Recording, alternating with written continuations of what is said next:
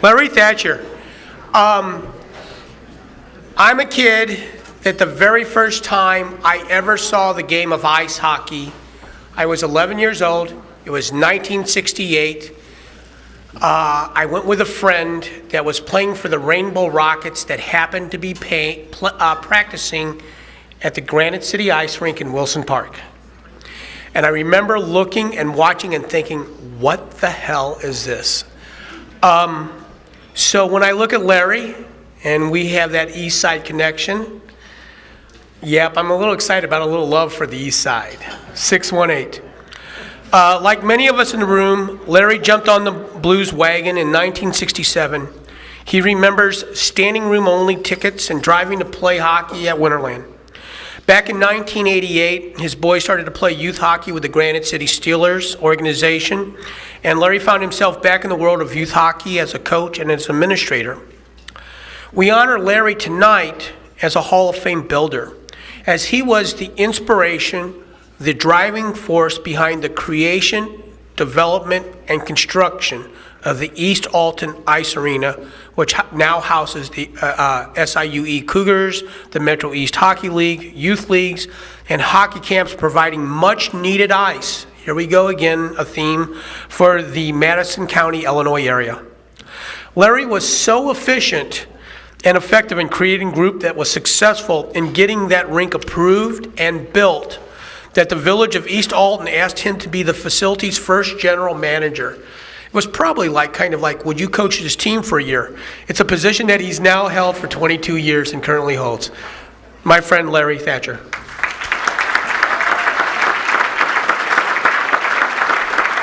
Congratulations, Larry. I appreciate it so much. Thank you. Wow. I'm truly amazed to be here tonight, and I would venture to say the only people more amazed that I'm up here tonight is the group of referees sitting over there. And y'all don't have to worry about me running long because they'll kick me out pretty soon. I'm so thankful to be sitting next to Diana tonight as instead of maybe Cam, only because my tie fell off and then my flower fell off. And I can't imagine Cam not pulling that tie and throwing it out into the crowd. So anyway, I stand up here somewhat disheveled, but hopefully I can tell you a few things about myself and how proud I am to be a part of this body. I'm actually seeing blue lights because that light is blinding me, and I wish I had talked to Diana earlier because her font is much bigger than mine and I can't see this at all. But anyway, I have to start by congratulating my fellow inductees as we all now share this great honor, and it is a great honor. I want to thank the folks that nominated me and as well the Hall of Fame Induction Committee for not saying, who? But I'm here tonight and I appreciate it. A special thanks to Scotty Rupp for herding us cats together, and it must be like that for him, and getting us all in this place tonight. Very well done, Scotty.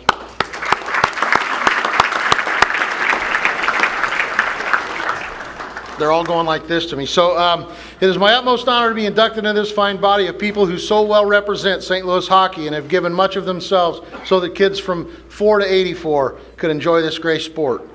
It is so humbling to look at the wall of pictures and to know that I am included with coaches and people who have meant so much to me in my years, playing, coaching, administrating, and of course building this game we all so love. My interest in ice hockey began, as Steve said, way back when the Blues first came to town. My father was a boilermaker on the east side in an east side refinery and was only able to afford 1/3 of a season ticket to the old barn. $3 a ticket. It was a big deal. Last row of the arena, but we always took several kids with us and we stood up for the Blues. Back in those days you wore slacks, no blue jeans. Front row had furs on. We were true rink rats, and usually the last to leave the lot. I sat on Bobby Plager's yellow Cadillac and waited for him to come out many a night. And as we left, we'd wake my dad up, who was now asleep in the car, and the gate guards would be mad because we were the last to leave. My good friend Dana Emmerich tweaked my interest in playing the game. We started by playing field hockey behind an old East Side drive-in theater. usually with wiffle ball bats and sticks. He and I moved on to play hockey at Winterland Ice Arena in Bridgeton and in the old Olson-Whitworth leagues. I remember Mr. Whitworth and Mr. Olson, and I played for Herman Krieghauser, who I was so honored to meet last year. It had been 40 years that I had seen Mr. Krieghauser. And as we all know, when I went up and said to him, "Hi, Coach," he looked at me with that look that we all coaches have, like, "I don't really remember you, but hey, how you doing?" You know, but it was just such an honor to meet him, and then he passed shortly thereafter, and I got a great picture with him. It was a crazy time. Youth hockey was so different now than it is then. We practiced on Saturday and Sunday mornings as Bantams at 5:30 a.m. and never thought anything about it. It was back in the day when you played for your house, and travel hockey was limited to teams that actually traveled out of the area. We had an old goalie coach by the name of Mousy McDonald. Does anybody remember Mousy McDonald? Yeah. Mousy actually stood on the back of the net in street shoes and directed the goaltenders while he smoked a cigarette. It was incredible. And it was not uncommon for Coach Bill Selman to bring some of his Billikens out and to our practices, and I was always amazed at the way the players reacted to the comments that he made and the way he just absolutely commanded the ice. And I like to think that I used that as throughout my coaching career. I remember trying out for the Rainbow Rockets and Bud Stagey saying to me with that distinct grin, "Not this year, kid." I loved youth hockey, and those men, along with my parents, shaped me in those days. Just shaped me. And in those days, it was not uncommon to run into Jean-Guy Talbot or Gary Sabern or any number of the St. Louis Blues at the public session at Winterland. They were common men, approachable men, honorable men.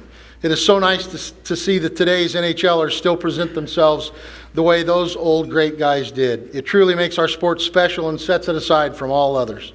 I never realized the sacrifice that my father made getting up for those practices, freezing cold mornings down a two-lane I-270. My friend Dana and I went on. I didn't realize that sacrifice till years later when I had a job and understood what it meant to work 40 hours a week and then get up at that early time. My friend Dana and I went on to play high school hockey for East Alton Wood River High on the old Eastside League in Granite City in the early 70s. The quality wasn't much to brag about, but we thought it was the greatest times of our lives, and it really was. Too soon it was all over, and I went off to serve in the United States Navy. When my enlistment was up in 1979.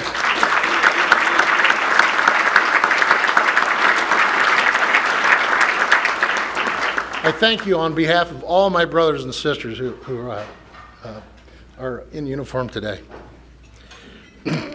I'm Irish, so I do get a pass on emotion. So when my enlistment was up in 1979, I returned to the area and began training as a paramedic. To supplement my $2 an hour income, I tended bar. One night I noticed a young lady across the way, and I asked my fellow bartender who that young lady was, and he asked me why. I said, "I think I'm going to marry her." I introduced myself to her. 16 weeks later, I talked her into it. And we've been married for 37 years since that day. My wife, Paula. Together we had 3 fine sons who gave us 3 fine daughters, who gave us 3 fine grandsons with 1 baby on the way. We couldn't be more pleased with them. I truly owe Paula my life, and she is the love of my life.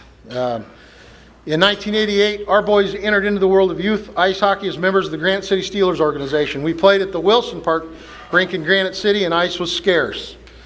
And I hope we all listened to what Mr. Zimmerman said. We need ice. We had a blast there, and I always loved that old rink and always will. Eastside hockey was the kind of the redheaded stepchild of youth hockey, but we all thought skating outdoors in the humidity, the rain, the freezing cold made us tougher. Needless to say, our opponents didn't share our enthusiasm, and I remember one parent yelling at me after losing to my Steelers team that he was going to let the air out of the tires on my house.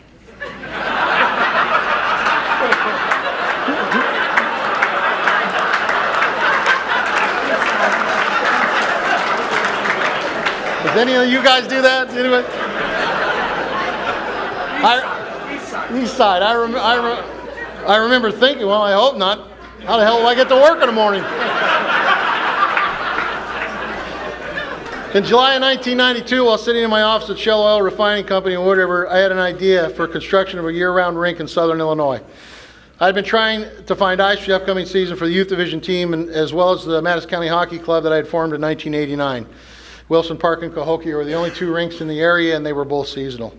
I formed a team of prominent men and women from the local Riverbend area that had something in common. They all had kids that played hockey or figure skated. We proceeded forward with the project with feasibility studies and a formidable business plan in hand.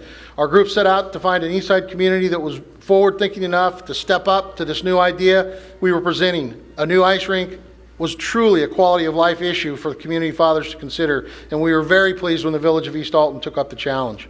The group ultimately formed the East Alton Civic Rink Management Incorporated to manage the facility for the village of East Alton, and then asked me to serve as the facility's general manager.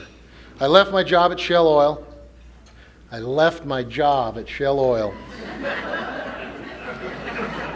And I accepted that position. 22 years later, I'm proud to say it worked. A vision that my father had way back when he was driving us to Winterland finally came to fruition, and I was happy to see that he lived to see it. From that vision came an explosion of youth hockey enthusiasm on the east side, more kids playing hockey. We formed the Mississippi Valley Club High School Hockey Association, and all of a sudden kids from Jerseyville, Illinois were hockey players. Soon another rink popped up in Fairview, and our Little League grew from 10 to 20 teams, and more kids were playing hockey. Suddenly SIU had a team, and more kids were playing hockey, then McKendree, and it goes on and on. Mission accomplished. A couple of years ago, Paul and I bought a few acres of land for my youngest son, who has a small farm north of Bethalto. It's got it all. Great little fishing pond, deer in a cornfield, and geese that fly low and slow each winter. The best part of that is that two of my grandsons live right across the lane. We've been living there now for just over a year. I call it the house that hockey built, because several of the contractors I hired to build the place were young men who had either played for me, played against me, or worked for me at the ice rink at some time. One of these young men met with me and my wife to go over the blueprints as he was putting in the heating and air conditioner. He was now a contractor for HVAC.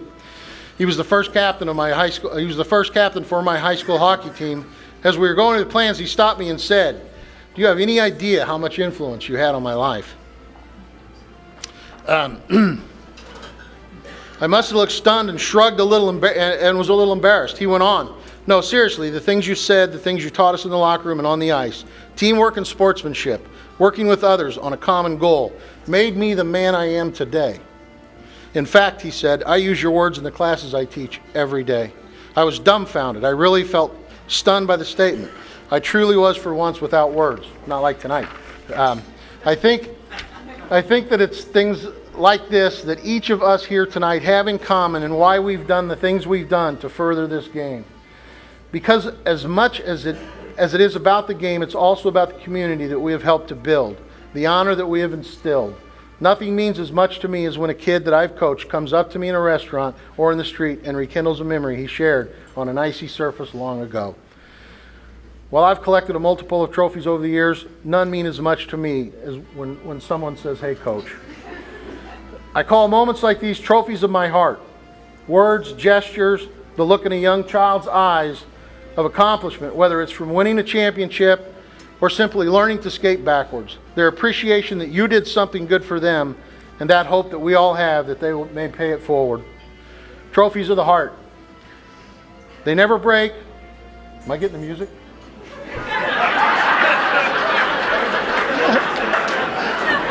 Dave Garth told me this is my night.